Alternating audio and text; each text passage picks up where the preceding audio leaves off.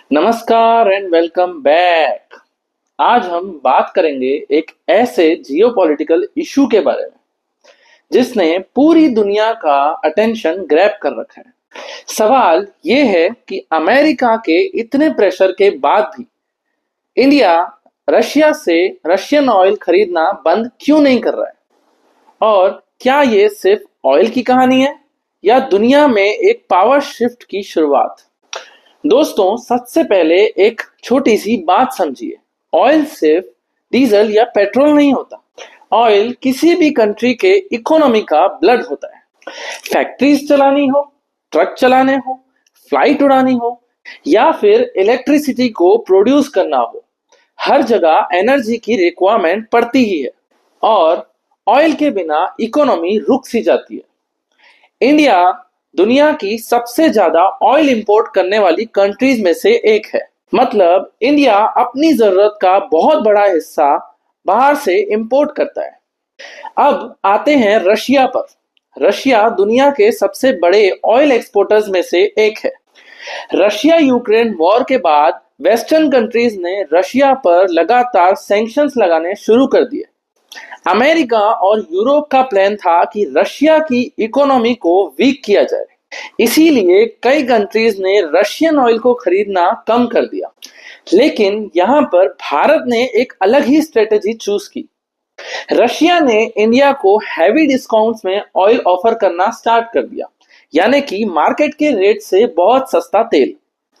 और भारत ने कैलकुलेशन की कि अगर ऑयल सस्ता मिल रहा है, सप्लाई स्टेबल है, तो देश के इंटरेस्ट में उसे खरीदना ही बेटर ऑप्शन है।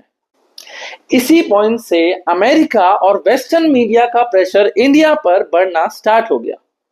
कई रिपोर्ट में तो ये तक क्लेम किया गया है कि इंडिया को रशिया से डिस्टेंस मेंटेन करके चलनी चाहिए। लेकिन इंडिया का आंसर काफी क्लियर था। इंडिया किसी दूसरी कंट्री के प्रेशर में आके अपनी एनर्जी पॉलिसी डिसाइड नहीं करेगा।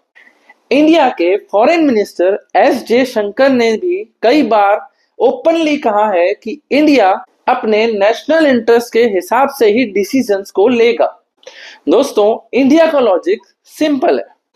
140 करोड़ लोगों की इकोनॉमी को स्टेबल रखने की रिस्पॉन्सिबिलिटी गवर्नमेंट की है।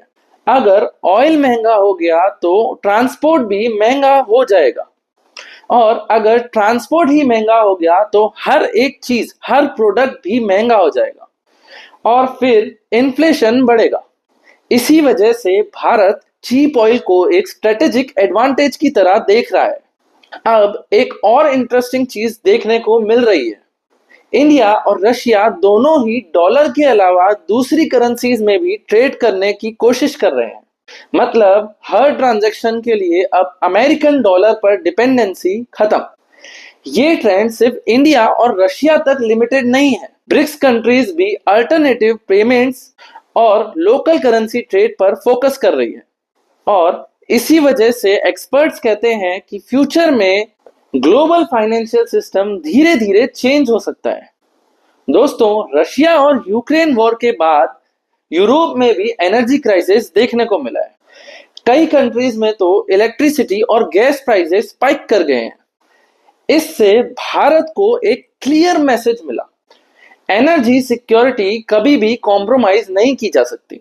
आज दुनिया एक मल्टीपोलर वर्ल्ड की तरफ बढ़ रही है, यानी अब सिर्फ एक सुपर पावर दुनिया के डिसीजंस को कंट्रोल नहीं करेगी।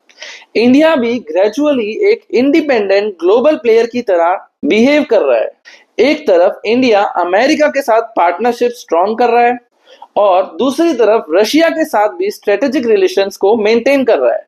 ये इंडिया के मॉडर्न फॉरेन पॉलिसी का कोर स्ट्रेटेजिक बैलेंस आने वाले टाइम में ऑयल, करेंसी और ट्रेड रूट्स दुनिया की पॉलिटिक्स को डिसाइड करेगा।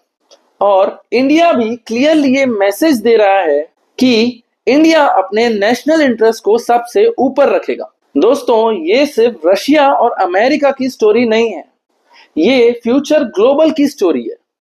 और आज का भारत सिर्फ ग्लोबल रूल्स फॉलो नहीं कर रहा, बल्कि नए रूल्स को शेप करने की तरफ भी बढ़ रहा है।